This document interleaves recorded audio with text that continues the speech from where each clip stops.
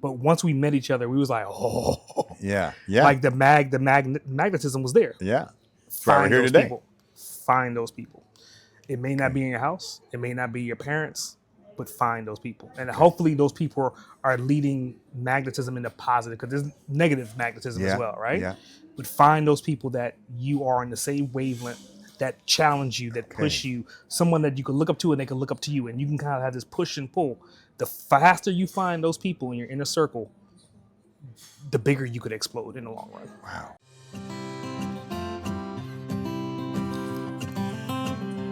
Now what? I even have it where I have now what question mark exclamation point. I don't know why, but I just have those two question mark exclamation point because it's a question, but I also see it as sort of a statement. I think it's a big action moment. It'll be interesting when you get to an editor to see how they feel about that. I am here today with S.A. Grant. We are in Utrecht, and we have had quite a day already. And I am happy to say that we have made quite the decision to have completely taken over this entire lounge, and it's basically ours. Yeah, I mean, it's very Dutch. I mean, it is just, It is. Without remorse. So Yeah. So S.A. Grant with me today, and we are talking about now what? The big question with an exclamation point. And I have a soft spot in my heart for now what when it comes to the international moves. And that's how you and I know each other. We're here in the Netherlands. We're both American born, and you have recently, well, compared to me, recently moved here. And I would like to, one reason this whole now what topic comes about is, again, we talked earlier about villains and heroes and guides, and I like to be a guide to help people make a big move and have that now what decision and help them with the decision making. Yep. And there are tiny little ones and there's big ones. Like today we're talking about a big one, moving from the US to here. It's a biggie. But as maybe we'll get into, because as I know a little bit more of your story, that it's possibly other decisions or events that happened that turned that story into how did this story come about? It's not usually just a simple, oh, we woke up one day and we decided to move to the Netherlands. So S.A. Grant, it is great having you here. And I'm really glad you moved here, by the way, because it's been great getting to know you a little bit more. And could you give us a little bit of background on you were in the States, to put it super simply, you were in the States and now you're here. yeah, to do a little add-on to what you said, being American born. Unfortunately, I wasn't born in America. That's right. I read that in your bio. In our mutual book. This is also another way how we know each other. We're both contributors to Unexpected Gifts. Yes, I kind of look at it as far as legacy, if that makes sense. I mean, everything I do at this point in time, post my event of life after death situation happened, was trying to figure out what breadcrumbs am I going to be able to leave behind for the next generation. And when I look back in it, like I was born in Trinidad and Tobago. Yeah. And my mom, for reasons, decided to leave when I was not even a year old. Wow. So, am I American? Right. Yes. Yeah. But was I born there? No. Okay. So this is kind of like going back into the code of copy and paste, right? My mom left, moved to America. Yeah. And then I left America and moved to Netherlands. So it's kind of like history repeating itself to a certain extent. Wow. That'd be fun to interview to find about that. Now what? Yeah, it's definitely interesting. Okay. All right. That's for another episode. Yeah. So your story then, you've been here how long now? Roughly 14 months. Okay. Yeah. It's funny when it's like babies. Yeah, you look at it. How old is your baby? 36 months. Okay, I'm no longer a parent. How many years is that? Come on. Well, I would say, how good is your Dutch? Do you speak like a 14-year-old? Like, are you a baby or are you more like a toddler? So I'm definitely 14 months old. I love it. I mean, my level of Dutch, I am here. We're counting weeks. We're doing weeks still. Yes. Okay, so you've been here 14 months. And congratulations, you said you got your DAFT. Ooh, yes. Which is the Dutch-American Friendship Treaty from, I think it was like 1956, a treaty between the U.S. and the Netherlands. which makes it, I'm going to say, relatively easier. Oh, I mean, it's kind of what we're talking about, right? I mean, it's Simpler. loopholes. It's loopholes. Yeah. It's loopholes. How do you make things work, and sort of where there's a will. You ever hear the joke? Where there's a will, there's a relative. Or marriage. But yeah. So you made it happen. And Correct. So how did that come about? And it wasn't just you woke up one morning, I'm going to move to the Netherlands. No, I mean, it really started in Spain, believe it or not. Oh, wow. My wife and I, in the company she was working with, they had a international event because they had just bought a new company, and they had a celebration in Spain where all the European country and the U.S. country and everybody came into one, and we were like, Barcelona is, wow, we got to move to Europe. Wow. And kind of being a believer in, if you talk it and you believe it and you start taking action towards it, it'll happen. And then the opportunity kind of fell into our lap to where, hey, you could either move to Sweden, UK, Netherlands, or the other one, which is Estonia. Okay. Yeah. Out of those four, Netherlands sounded very appealing, and it still is appealing to this day. So, okay, you glossed over there, kind of the where there's a will, there's a way thing, or you talk about it, because how many people travel to a place, and when they're there, they say, "Hi, honey, I want to live here. Let's move here," and I was going to say guarantee. I can't guarantee, but it's got to be more than 99% of the people who say that who don't actually do it. Yeah. So what's the difference? See, this is sort of my now what premise here, because I think the now what is, and it's a little bit sorry, not sorry, because my idea is for the decision makers, for the action takers. It's not now what, let's think about it some more. Now what, let's wish upon a star. I want now what, and then the action has been taken. Because a dear friend of mine talks about share from is it the scar and not from the wound, right? Like it freshly, if you just arrived here, then your now what story would be not quite totally formulated. You're here, but now it's done. You're still here, and you got your daft, so you can stay longer. Correct. And so when I say you glossed over, but you said, we wanted to come here, and now we're here. That's a monstrous mountain. Yeah, I mean, it's one of those things to where when I said we had the opportunity, like we dialed in to make the opportunity happen. My wife's company so happened to be a big contributing factor to Europe, and they bought the European aspect. The U.S. company bought the European company. Okay. And then I was like, okay, that's our gateway. Was that in Spain? Well, Spain was one of their hubs. Okay. But the actual main hub is actually based out of Sweden. So is that where the Spain, Sweden, Netherlands, Estonia came from? Correct. Okay, I was curious about that. Once we figured out, okay, well now it's Sweden owned, and what's the next steps to kind of get here? So my wife started positioning herself, because I mean originally she was a treasurer, a CPA and accountant before, became a treasurer, and then now with the understanding transactions was her thing. Yeah. So she used to do a lot of micro transactions in the States because the company that she works for does parking. Okay. So they're more so transactions based on parking. They don't own the parking meters. They don't own the parking spots. They just do the transactions. And then through the mergers, they started to get these other things, and they needed to go, we have US and we have Europe. We needed someone that at least understands the US market to bring them into Europe. So I was like, okay, that's the skilled migrant route. Yeah. So on that visa, skilled migrant visa is what brought us here. The DAF visa is what's going to then separate us from that and keep us here. Because again, if she decides to leave, if anything goes wrong with that employer, then that visa is void. Right. So staying ahead of the curve, the DAF visa steps into place.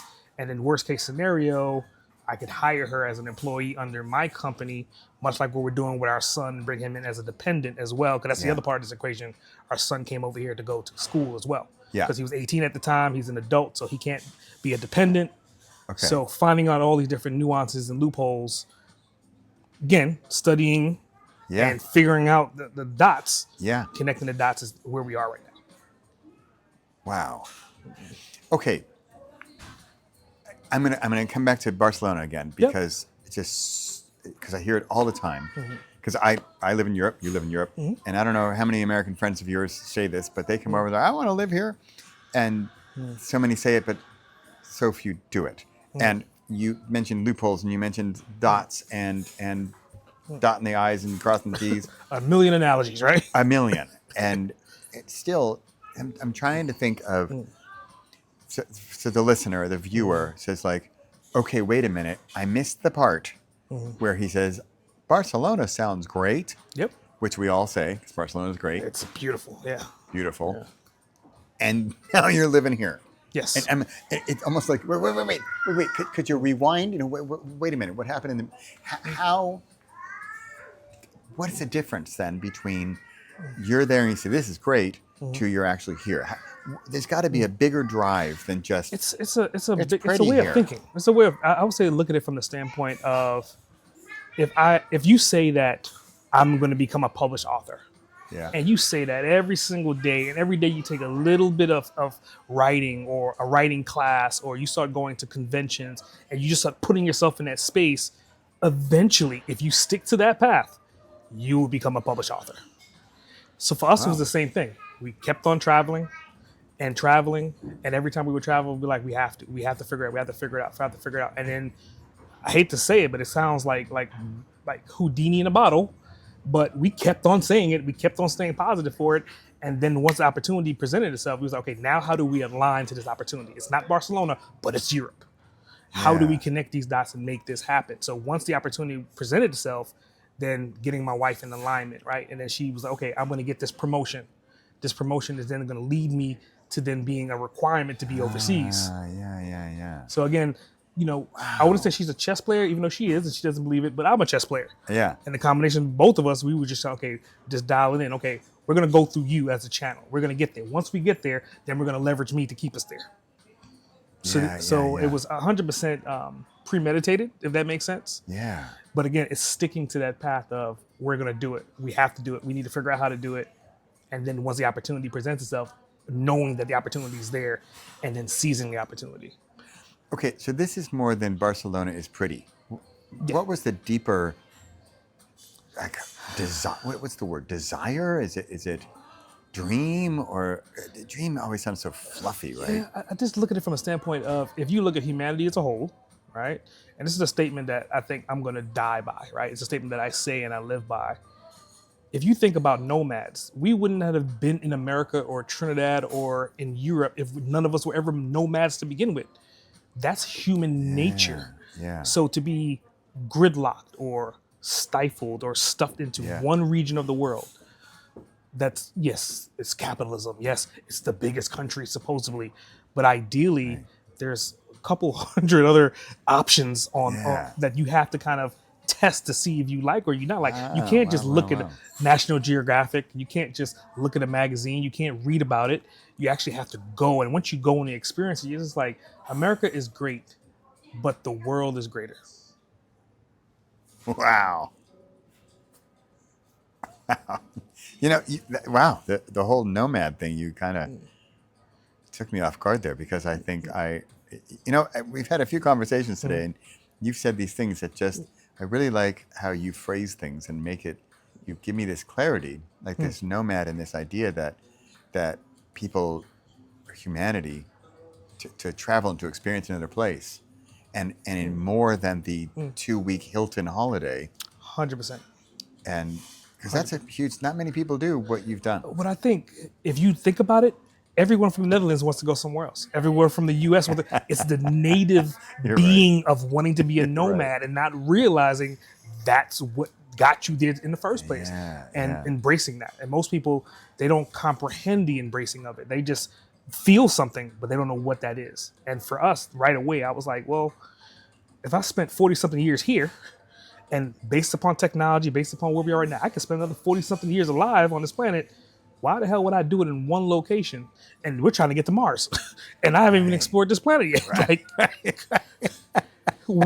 I'm doing myself a disservice. I'm doing my kids, my grandkids a disservice by saying, this is it. I mean, Yes, you can grow up on a farm and you could live in Texas and spend your entire legacy of 4 generations there. But what would that look at scale? And you have to be the first one. And I told my wife, I'm like, you're not the first one to do it. You're just the one to do it in this generation. You're the aunt or the cousin that lives abroad now. You're part of their storyline and say, yeah, I got a cousin that lives there. And everyone, if you think back in time, oh, I have a cousin that lived in France. Oh, I have a cousin that lived in Asia. We're just in that equation now. We're that factor to be the inspiration for hopefully 2-3 generations down. Somebody will be like, hey, I'm moving there because my aunt did it or my cousin did it or whatever did it before me. Remember earlier we had a conversation about that kind of person does this kind of thing. And you are now the kind of people who do this kind of thing. 100%. You are the kind who move to another country. 100%. And it is no easy task. It's not designed for everyone. You know, I think that's why you kind of have survival of the fittest, right? It goes into being a nomad. You go back to historically, if you're not willing to put the time in and the effort to learn how to hunt or to at least marry someone that knows how to hunt, then you kind of get X'd out, right? You kind of fade to black. If you don't know how to put clothes on, you don't know how to make shelter, you eventually fade. So for us, it's like, I look at it as a survival technique. It's kind of like teaching not our kids, but maybe their kids or maybe their kids an opportunity to say, well, how did we end up in the Netherlands? Or how did we end up in Europe? And like, again, wait, you saying that my mom was, or my grandmother was American? Well, why am I here? And then that opens up that book to realize that everything is bigger than where you are right now. Wow. You know, so my mom and dad, they met on it's a very romantic story. They met on a ship going to Germany from the States. Yeah, you're right. You're right. And they did a summer exchange or something like that. And I'm still friends with the family my mom stayed with. And so my mom's ancestors were German. My dad French. We don't know much about my dad's side, but my mom's ancestors were German, and they came to the States. And on trips growing up as a kid, my mom would read these letters in German. Actually, she would translate them. But in German from, great-great-grandpa, whoever, and they would be talking about, the price, and they moved to Oklahoma, and they'd be talking about the price of corn or something like that, and they'd be writing letters to each other. And for some reason, I just thought about that.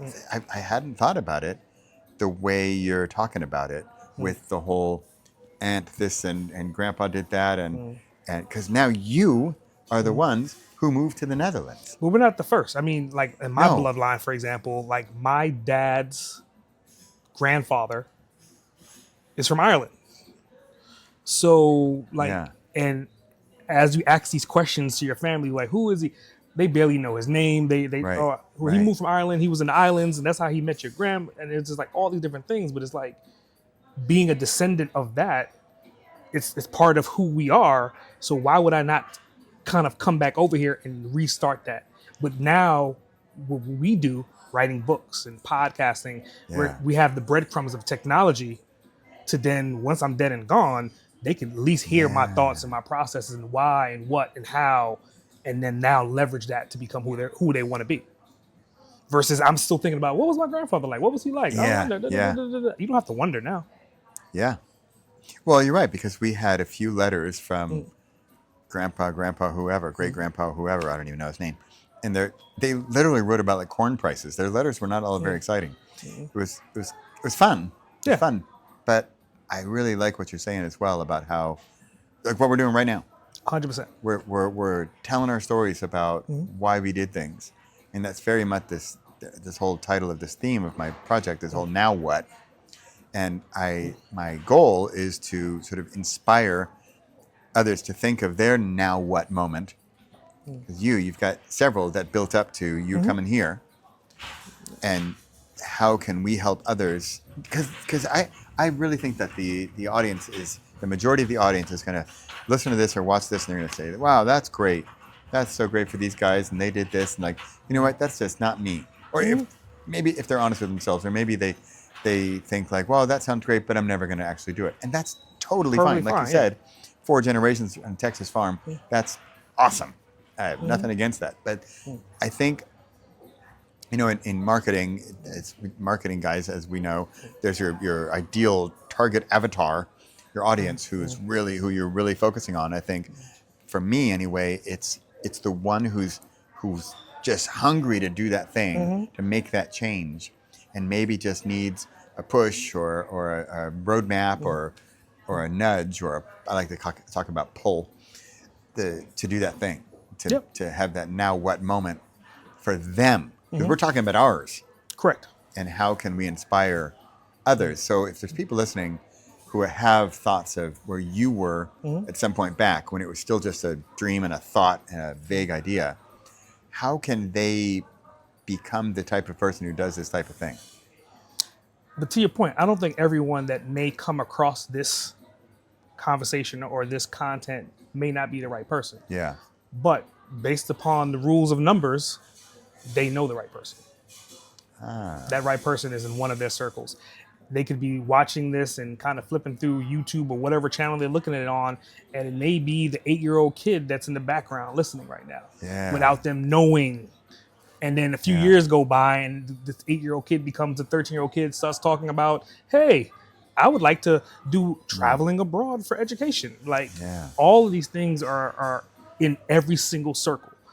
And if you're not the person, I would say, if you know the person or if you have a seed of that person, feed into it. Their fears are not your fears. Your hesitation are not their hesitation. So you don't want to hold someone back. And it kind of goes into being fathers that we are, men, right? I would love my kid to be on the farm with me. Right. I would love my kid to do what I do. But in reality, who is the actual son that wants to be exactly like their dad? Right.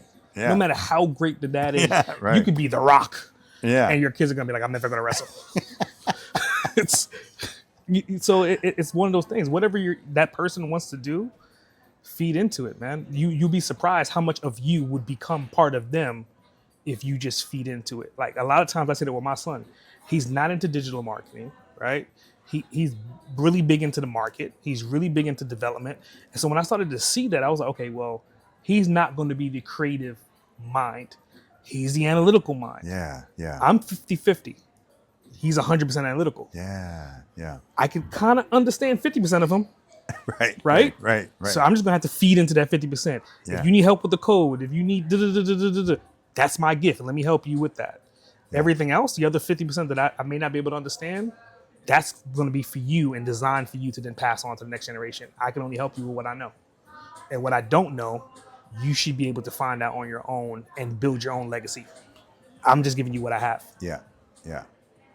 You mentioned this 8-year-old kid in the background. I think that's really cool that if you're listening or watching and you think, wow, that's not me, but my nephew, there's always John, he'd love this, and then I'm going to share this with him, because I'm sure we all have inspirational people along the lines, and I bet a lot of it's just sort of in the background or something. It's not always in the background. Getting sat down by grandpa saying, son, grandson, you're going to move to the Netherlands. I don't think it happens like that. It doesn't. I mean, if I think about it historically for myself, my dad used to listen to motivational tapes.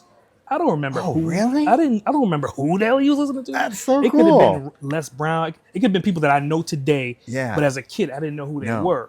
No. So for me to be on that pace now, where I'm standing on stages and having conversations and helping people learn how to do things, it could have been subliminally back then.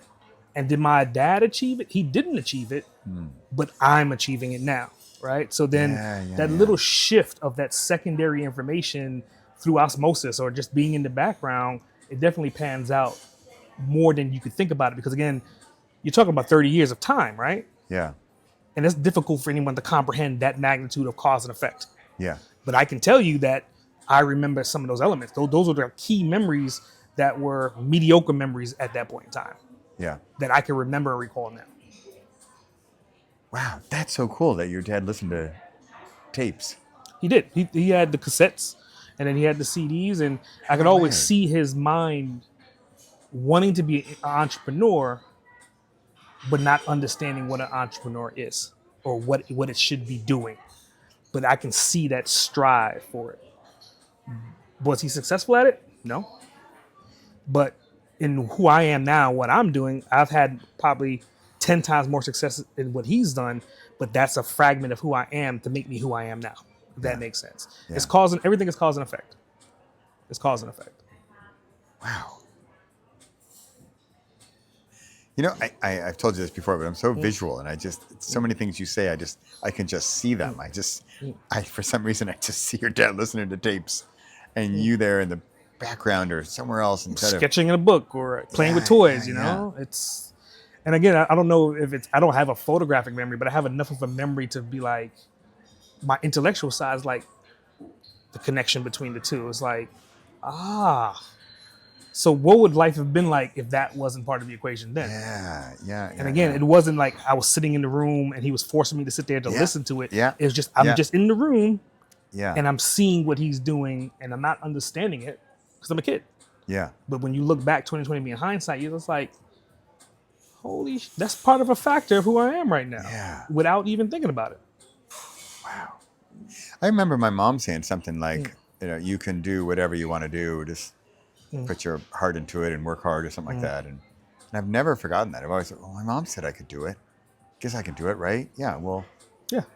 Why can't you? I also like your sort of idea of this whole background thing where something's happening and it's not so deliberate or direct. It's indirect. There's so many times that has happened. Like, I remember when I first learned about Dean Martin. Yeah. And I was going through my Dean Martin phases, listening to it, big pizza pie in the sky, that's amore. And then sure as hell, not realizing that I was doing it in the car, driving my son back and forth to school. Even last week, I went to the kitchen and my son's playing Dean Martin. And I'm just kind of like, the secondary, it's like secondhand smoke gives you cancer. Secondhand motivation kind of gives you inspiration, if that makes sense. Wow. All right, so that's for our listeners and viewers. Just play this in the background. Have it going at Thanksgiving dinner. Listening to Bradley and SA talking. Yeah. And you never know who's going to be listening in the background. You never know. That's really cool. I like that. I like the whole indirectness of it. Yeah, because it's not forced. Yeah. It's not forced. It's just kind of, as from a kid standpoint, you can kind of see either the passion or the enjoyment. Yeah. From a parent that you don't want to be like. Right. Right. And then sure as hell, by default, you just kind of, I know my son doesn't want to be like me. Yeah. But then when I see him listening to Dean Martin, and I'm like, the last time I played that with you, you were like 6, 7 years old. Wow. You're 19 now. Nature versus nurture. Yeah. I think nurture definitely has a more of a huger effect than we can realize. Yeah. It's funny about the kids and I talk about, we both have boys. You have a boy, I have 2 boys. And I often say how they don't listen, but they hear. 100%. And then there's another one, especially with boys, is that if you have a conversation face to face, that's way too confrontational. It is. And so it's better if we sit. Ideal is car. You're driving or he's driving, and you're side by side. And it's like they say about kids, like what do they say about kids? We're playing together, or co-playing, whatever. And so now we are 2 people going forward, and we happen to be having a conversation, but there's not that confrontation of the face-to-face, like, son, let me tell you. And it's more just a casual conversation, and somehow that blocker isn't up. Yeah, and I think it's actions too, because we have a daughter as well too, and we're a blended household. And so I've been around her for like the last 8 years of her life, right? So 12, and now she's, going to be 21. And seeing when she reaches out to me is based upon what she's seen me do. So she reaches out to say, hey, I got a problem with the car, because she see me working on the car. Yeah. Hey, I'm installing this TV on the wall because she see me install 5 TVs in our house when we lived in Cobb, right? So it's cause and effect. It's what you do routinely, and then they reap the benefits of it. Her TV was mounted on the wall. She's sitting there in high school and middle school watching TV on the wall. I never would have thought that while she's a junior in college, she would reach out and say, hey, I need some insight on mounting a TV on the wall. It's that whole indirect, what you do is more achievable than what you're stating or what you're telling them to do. Yeah. I don't know if this is related, but we lived here and then we wanted to go to Morocco on holiday. Okay. And both the boys said, I don't want to go to Morocco. Where's Morocco anyway? Now, like North Africa, why would we go there? That sounds like a stupid place to go. They both didn't want to go. And then we get there and we have a great time. And then, but they didn't admit it. And only later that I remember overhearing my son saying like, "Oh, we went to Morocco. It was the best. It was like the best holiday we ever had. I love Morocco. You got to go to Morocco." We're like, what? It's always crazy when you hear that second, again, they don't know that you're listening. Right. And so like for us, it was when we took our parents and our kids to Paris, Netherlands, and London. Wow. And our son, he didn't want to go. Yeah. And sure as hell, after we come back, I hear him on his phone with his maternal grandparents that telling him about the stories of what he learned and how exciting it was. And, and I was like, you little shit. Like, you give us all this hard time on the back end. And then on the front end, you're like celebrating about how great it was, how grandiose it was, how important it was for you and how you enjoyed it. And you just kind of sit back and be like, they don't want to be us, but they don't understand that who they are is elements of us. And because what we've delivered and given them opportunities to experience, it's evolving them to become whoever they're going to be. Yeah. But again, they're not going to tell you because you're a parent. Yeah. You know, so I'm sort of a grammar geek and words and so remember my now what ? And I think this is quite fitting because today, like I didn't know where this conversation was going to go. And I like this whole indirect idea because I think this whole like confrontational direct thing, maybe it doesn't work, right? If I say, you must, dear son, you must travel and be a nomad on the world and move to Italy, son. And it may or may not work, but like what you're saying, what you do and not what you say, maybe. And because my wife and I, we travel like crazy and we drag the kids everywhere. Yeah. And like with the Morocco story, then they eventually might love it. But I really like what you're saying about, because I'm thinking of the whole goal of this whole Now What program is how can we be of any assistance, be a guide to you who would like to achieve your next now what, your next phase of your life, or as my tagline says, who will you be next? Who is the version of you that you choose to be, ideally choose to be next? And I like this whole idea of this indirect sort of influence in a way. That's pretty cool. Well, I mean, I think we talked about earlier, even with you, it's an indirect influence of you becoming a superhero, right? I mean, you were already a hero. Yeah. Yeah. And without you actually having a confrontational conversation with your future wife about why the hell are you doing this? And we don't do this. Yeah. And then all of a sudden she led the way, you followed, and then look at you now because of that. Yeah. Yeah. Well, it's another good example of she did it. She didn't tell me about it. She didn't tell me how I could do it. She just did it. And I said, oh, wow, you just did the thing. Yeah. Yeah. And now I thought, well, I guess I could do the thing too. 100%. And it kind of going into that, like I said earlier, I think she realized that you were scared, and she realized if she did it, then your fear would go away. And again, you can go home and have a conversation with an actor, but I'll put money on it. Like that's the scenario of, oh, yeah, I kind of did it that way. Right. And to your point, like she's not the person in the limelight, but you are now. It was kind of like a seed of tranquility for you to become who you are. Wow. You know, this is why I like having these now what conversations, because we all think we have an idea, or we've got this is the way it is, or because I think until talking with you today, I think I was thinking of it more of a direct and face-to-face confrontation, not confrontational, so negative, but here's how to do this. Now what? Here's how to do your next phase. Here's the plan. But I like your indirect in the background, sort of hearing it, and that. But you're already doing it. I mean, your methodology of your workshop, writing the worst book ever. Yeah. That's like indirect way to overcome fear. Yeah. It's like right at the bottom of the barrel, the thing that's in the toilet that just will not flush away, that's just floating right there. Well, that was a little too visual. Exactly. But that's you have to face it, right? You have to confront it to move past it. And that's what your workshop does. Anyone that wants to become a writer that's not a writer and they are scared of writing, kind of like I was talking about before, being outrageous, the outrageous night. Yeah. You have to face it to be able to be like, wow, Yeah. if I can do that, then I can do anything. Yeah. It's the same thing. And seeing all the other people on stage going completely bonkers and outrageous. Completely bonkers. Or in your case, writing the worst damn book they could ever possibly think about. And then that book becomes part of their storyline. Like once they become a New York Times top seller or whatever happens down the road, whoever they're becoming, they'll be able to hold up that nasty, disgusting, non-masterpiece of piece of work and be like, it started here. Yeah. To become this. Yeah. Because if they, and this was my challenge, I tried to start with this masterpiece, which I can tell you does not work. Well, it might work for some, but it didn't work for me. Yeah. So I wanted it to be perfection and awesomeness, and I was just stalling because I was scared that it wouldn't be perfect enough.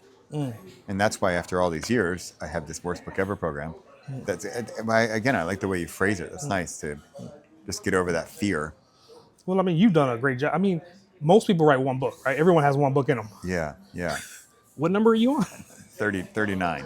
Yeah, I mean, it gets to the point like 2 books, yeah, cool, 3 books. Yeah. But when you get to double digits times 3, it's like you really have to sit and be like not only are you beyond fear, like you went prolific, but now you're at such a level of synergy within yourself that you could write another book tomorrow if you wanted to. Yeah.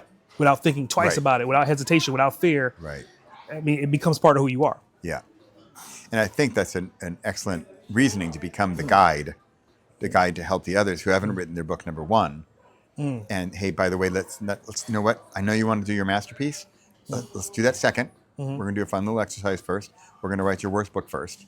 What? Sounds like a waste of time. I would get all this pushback. That's a total waste. Why would I spend all this time and money and effort on this thing I'm going to throw in the garbage? Like, well, every first book is garbage. Even if you think it's not, it is completely garbage. Let's consciously make it garbage, and then we'll just. I think about my first book, and it was like, I'm almost embarrassed. Like I had to take it off the shelves. It was so embarrassing, right? But again, at the time, it's like, it's great. No, the hell it's not. You have to go through a rite of passage. You have to wade through the water. I mean, literally, if you want to go back to this, you have to wade through the water. You have to really dig deep and get through all of that to get to a book that's like, wow. Yeah. And it may take 10 books. It may take 3 books. It may take 60 books. Yeah. But you'll know when you're holding like your masterpiece in your hand. And I mean, I'm not at my masterpiece yet. Like I still have time. Yeah, me either. To figure out and to put, like, I didn't learn storytelling until 7 years ago. Wow. And that was more so I had to go through a rite of death passage. I had to face death in the face to figure out how do literally. Yeah. But if that never happened, would I be as a good storyteller as I am today if that didn't happen? Yeah. Yeah. Cause and effect. Yeah. Okay, so I'd like to wrap this up with some advice for an 8-year-old. Wow. Listening in the background. Or if you're not 8, maybe you're 18, maybe you're 28, maybe 38, 48, 58, 68. It doesn't matter. In fact, it might not even end in 8. But if you're listening in the background here and you're inspired by what we're talking about here, what, for you, S.A., what advice might you have for someone there listening in the background who's sort of quietly or maybe not so quietly thinking, you know, I'm ready for that next change in my life. I'm ready for the next chapter of my life. How do I, because it's often, how do I get out of the rut of where I currently am? Yeah. I think it's part of that. And it's also kind of getting into vibrations. You know, I'm not going to get into like anything that may seem mythological here, but you and I, we vibrate on the same vibration, right? Like we communicate, we have completely different backgrounds, completely different upbringing. But once we met each other, we was like, like the magnetism was there. Yeah. Find those people. Find those people. It may not be in your house. It may not be your parents, but find those people. And hopefully those people are leading magnetism into positive, because there's negative magnetism as well, right? Yeah. But find those people that you are in the same wavelength, that challenge you, that push you, someone that you can look up to and they can look up to you. And you can kind of have this push and pull. The faster you find those people in your inner circle, the bigger you could explode in the long run. Wow. And I would say do that now. Whether if you're 5 years old and you're like, I don't know what the hell he's talking about. Yeah. But if you're with little Johnny in school and you and little Johnny are the oddballs. Yeah. And you and little Johnny feed off each other and you're getting some kind of results, whether it's drawing, whether it's writing, whether it's football, baseball, whatever that synergy of that vibration is, hold on to that person. Yeah. And feed off of that and also deliver value back to that person as much as you can as well. Wow.